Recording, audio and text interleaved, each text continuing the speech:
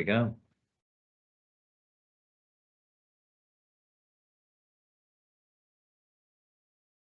Hello, good morning and welcome to this week's staff brief. I'm Paul Robinson, I'm the Chief Executive here at Sherwood, and with me today I have Jenny Devlin, who's our Organisational Development and Engagement Partner, and who's going to talk to us about Kindness, Civility and Respect Week, which starts tomorrow. Just before I hand over to Jenny, got some general updates, as you probably would imagine.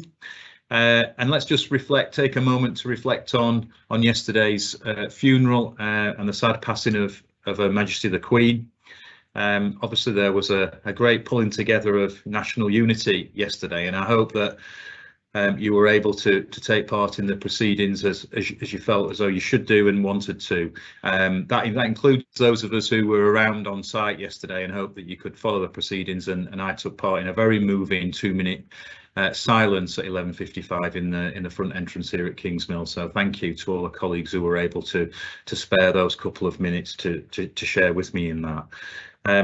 The royal family still remain in a period of mourning for another week, but we're starting to resume sort of normal proceedings and normal business as usual across Sherwood Forest hospitals, and keep looking at the bulletins this week for more information on that as we sort of move into normal operations. Talking of how we move as we move forward, and talking this time about vaccinations.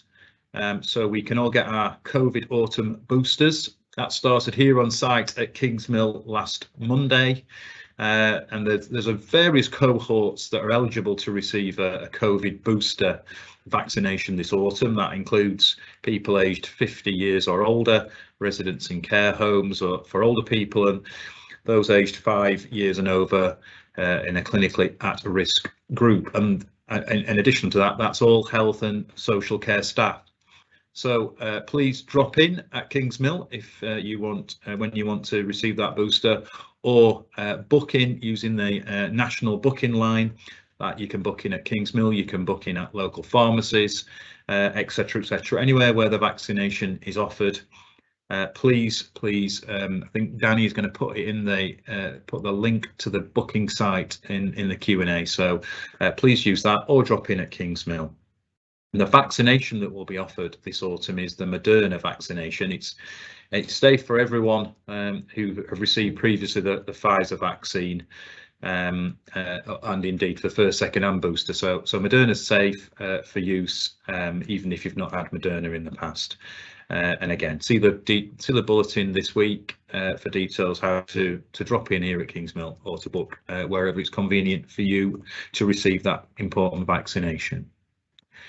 Just lastly, just need to update you on 2 Meet Your Governor events that are taking place this week.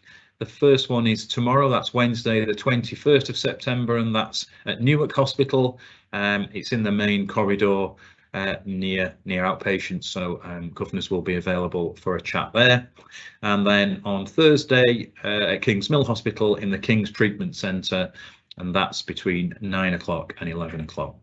So tomorrow at Newark between 11 and 1, and Kingsmill on Thursday between 9 and 11.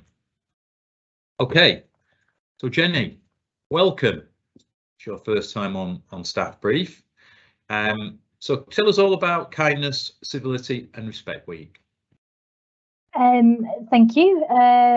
This is my first time on Live True, and I've only been in the organisation about 5 or 6 weeks, so I'm very new to Sherwood, so I'm thrilled to be able to join you all to promote this event. I believe that this isn't the first one. Last year we did a civility learning event virtually, and Team SFH really did a great job, so we're building upon that success.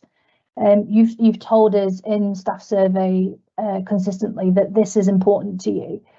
So we have anchored this event in our Caring for You commitment. So it's not just because a couple of us thought, oh, this would be a nice thing to do. It is very much as responding to what our staff are telling us. But we aren't doing it in isolation, just like we did last year. We are doing it with our friends and colleagues in the wider integrated care system. So there's colleagues from NUH, Nottingham Healthcare, the County Council and the likes, to name but a few. We are again thrilled to be hosting a variety of sessions. So some are virtual, but we're really excited to have a couple of in-person sessions. One of them is here with us at Kings Mills with one of our fabulous consultant midwives, Gemma Boyd, who many of you will know. But that's just a few of the things. We've got so many sessions available to you all. We're trying to make it as accessible as possible. So even if you can't join the sessions live, don't worry about it. We're trying to make sure that as many of them are recorded so people can watch them after the fact, and they'll be hosted on our static website for us and on our intranet. We'll link it to you all.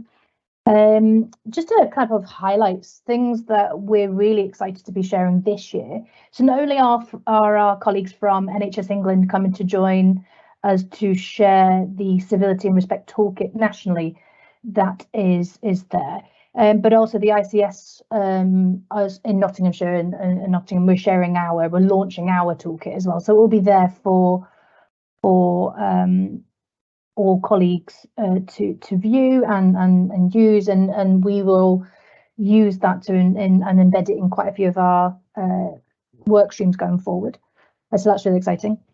We have Dr. Chris Turner, who is a consultant in emergency care and the founder of a social movement called Civility Saves Lives. Some of you may have already been familiar with his work. He's on Twitter quite regularly, and we're really coining this phrase of civility saves lives. He knows the importance and the impact of civility in medicine, and we are so excited to have Chris Turner join us to host a session. And that session, I imagine, is busy, so please do get booked onto it. I'll share the link of how you book into them later on in the chat so you can see it. Like I said, we also have a couple of our very own superstars sharing, and I've already said thank you to them personally, but I just want to again say a massive shout out to these colleagues who in my first or second week didn't know who I was and were very kind to say yes when I went to them with the ask of would they help us. So we have Amy from our wellbeing team who's going to host a session on behalf of Sherwood, but for the whole of the system, around the importance of wellbeing conversations and walk people through the tools that are available for that. So as a leader, you'll be able to leave that session well equipped about how to have that wellbeing conversation. But equally, I mean, it doesn't matter if you're not a leader, it's open to everybody and anybody. And Ali Pearson, who's our EDI lead, who will be talking about the importance of allyship. This is a brand new session Ali's just launched, and I have done this session recently, and it blows your mind. It's absolutely wonderful. It's really, really great, and one I think as many people as possible could join and learn a lot from. The week is jam-packed, as I said. There's lots of things on offer. I'm not going to sit here and list them all because you'll have stopped listening after the third point. But I will share the link to the Eventbrite. We have got something on our intranet page, and I will drop it into the closed Facebook group as well, which will have the links to things as well. But like I said, these sessions are there to help us have these conversations, encourage discussion and challenge some of our perspectives. And it's okay that sometimes we don't get it right, but it's about having the humility to acknowledge that and then do what we can to put it right. And with that in mind, one of the last sessions that we are going to host, and one that I'm really excited about, is one in person, which because of recent times is anybody who gets their cup filled with when they're in and around other people, this is very much a session for you. This is the in-person session that Gemma Boyd, the consultant midwife, will be leading, and it's using the art of storytelling to review and have a look at that perspective of kindness, civility and respect. So that's happening at Kings Mills on the 28th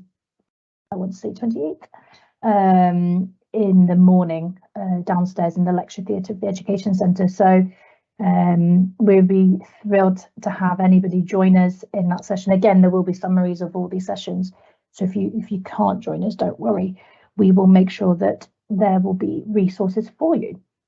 But I think that's everything, Paul. Like I said, the details will be shared. Apologies about the radio silence. I'm sure everybody understands why we've had to we've paused respectfully, not promoting the event, but you will all be sick of hearing from me over the next probably week, because I am just going to keep telling everybody about this event. So I hope to see you all then. Thanks, Jenny. I'm sure we won't get sick of it because it's a really, really important week. It really marks, puts a line in the sand of what we think is appropriate, what we think is intolerable, while we think that people should be treating each and every colleague and indeed patient and relative when we're in our work here on at Sherwood Forest. It's a really important thing and really close to my heart in terms of, I think teams work best when we all treat each other with kindness, respect, and indeed in the way that we would want to be treated ourselves. That promotes teamwork, that promotes good patient care. So it's something that's really, really important to me. So we won't get sick of you telling us about it. And when will we first when will we get that first notification then, Jenny? When will we start to see you from tomorrow? What's the first event that will take place? That's a good point. Put me right on the spot. It's the introduction to the week, actually, from Anthony May from NUH. There's a session tomorrow morning at 9:30. It's the very first one. Okay, great. And then very quickly led on by a session around the power of empathy.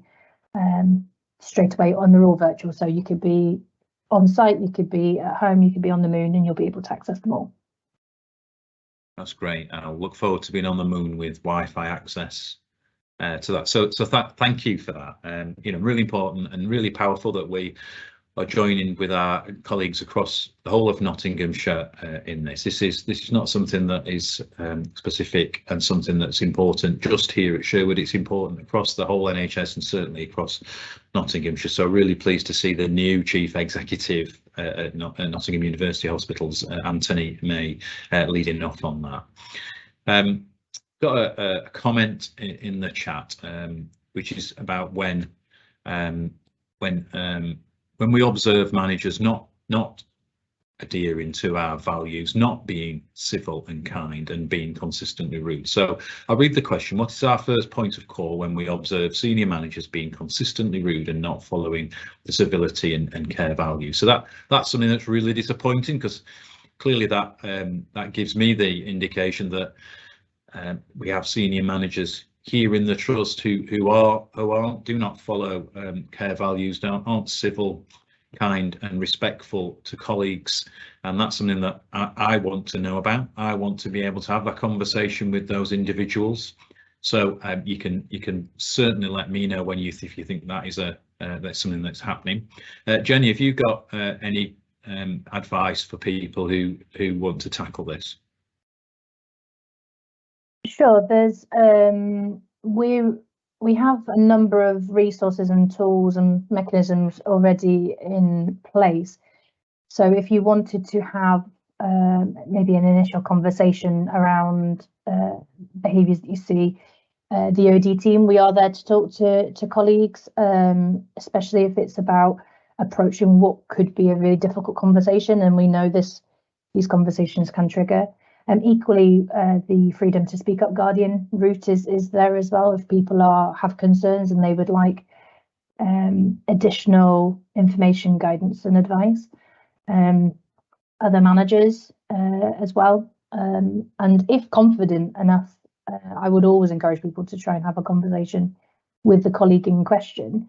I know it can be quite difficult from a senior manager if you're the junior colleague in that conversation.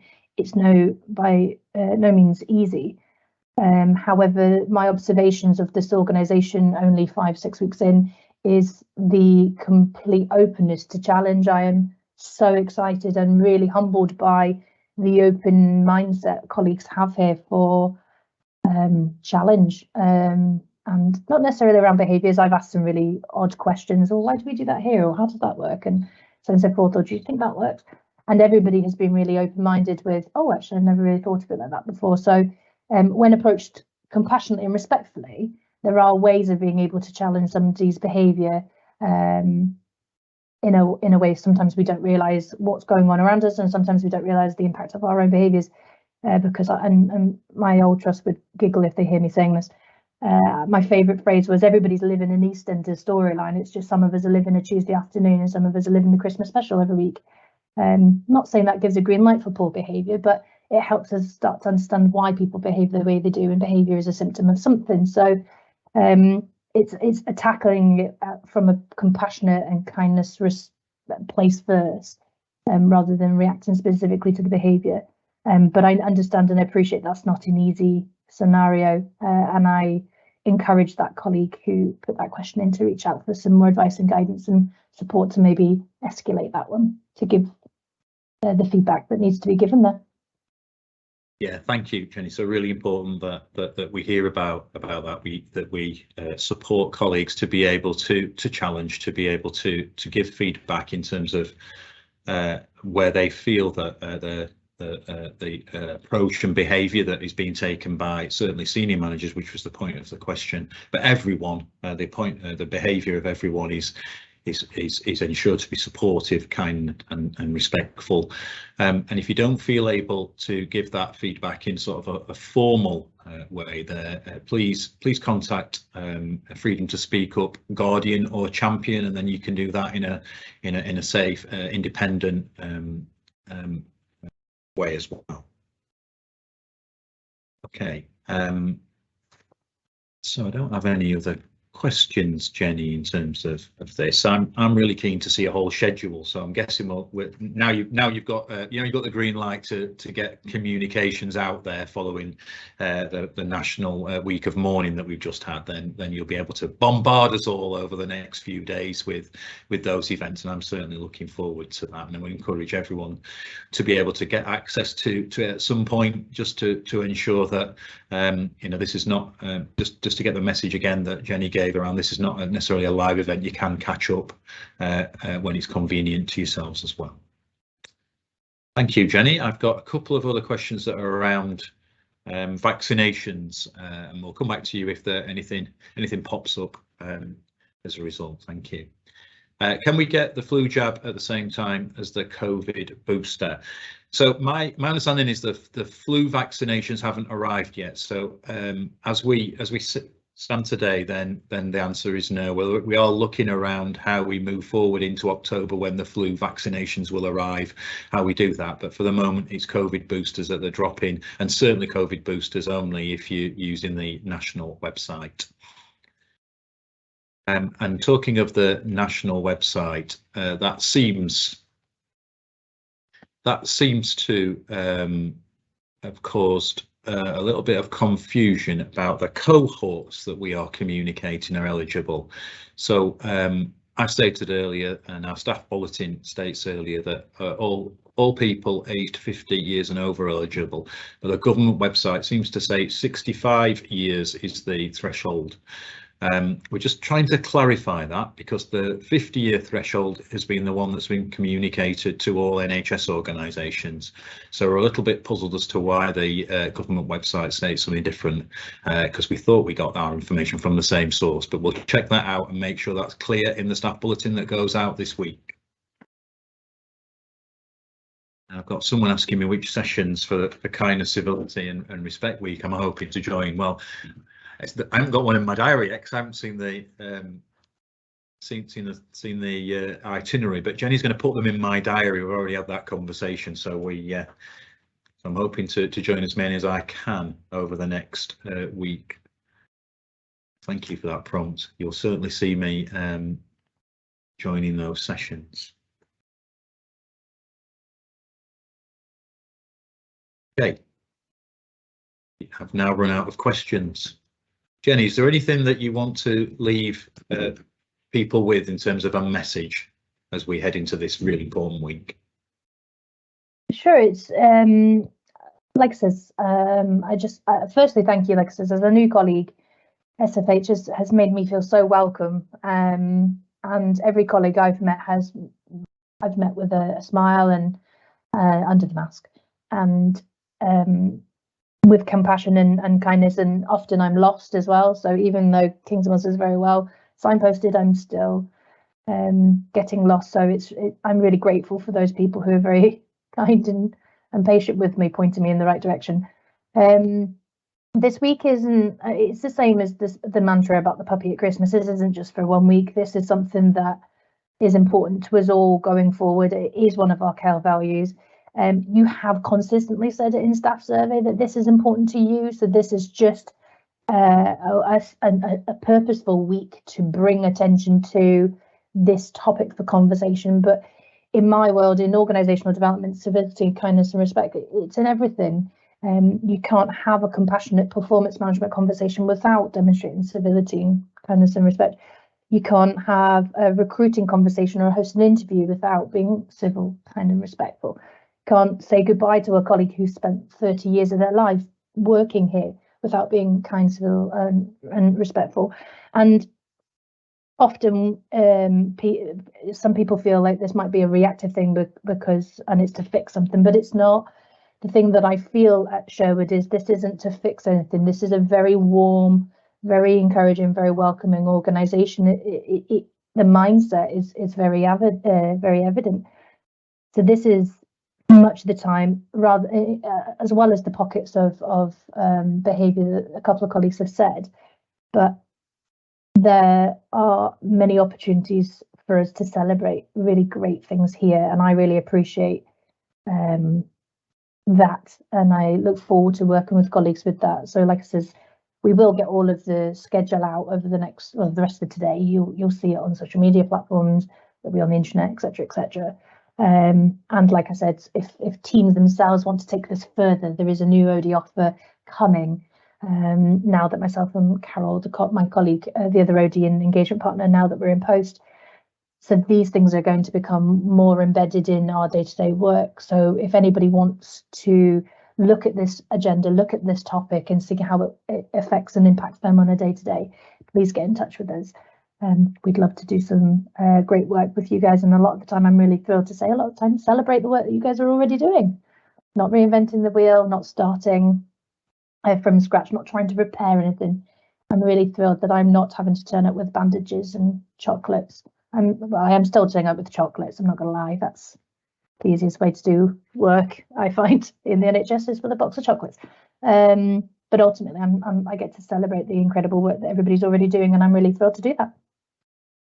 Brilliant, thank you, Jenny. And as I said earlier, it's a really important subject for myself. This is when we talk about this is a culture that we want. It's something that we need to live and breathe, and everyone feels that it's the right thing to do, to be supported and treated with kindness and respect and civility. And back to the question and the point that was raised earlier, it's really important that we're able to challenge those behaviours. So the OD team, Jenny and her colleagues have the tools to be able to help you be able to do that and to understand how to take that forward. And then just reiterate again, there's the freedom to speak up, Guardian and Champions, and also myself. If you feel that you want to raise things directly with me, I'm always interested, because I'm really interested in making sure that the culture is not just something that we read about, it's something that we experience at all times. Okay, I'll draw it to a close, if I may. I've got one last thing, just a shout out for a session tomorrow at 12:30. So at 12:30 tomorrow, there's a session for colleagues to share their experiences of working and living through COVID-19. This is a part of our Schwartz Round timetable, and I'm just about to publish the link to the intranet page of which you can access that. It's a Teams event, so if anyone wants to join that session tomorrow, it's at 12:30, just to share your experience of working and living through COVID. You're very welcome. Okay, thank you. So lastly, I will publish the contact details for the OD team if you need any help and support, as we've suggested. And that's great. So thank you, Jenny, for today. Thank you, everyone, for getting involved and asking questions and for joining us.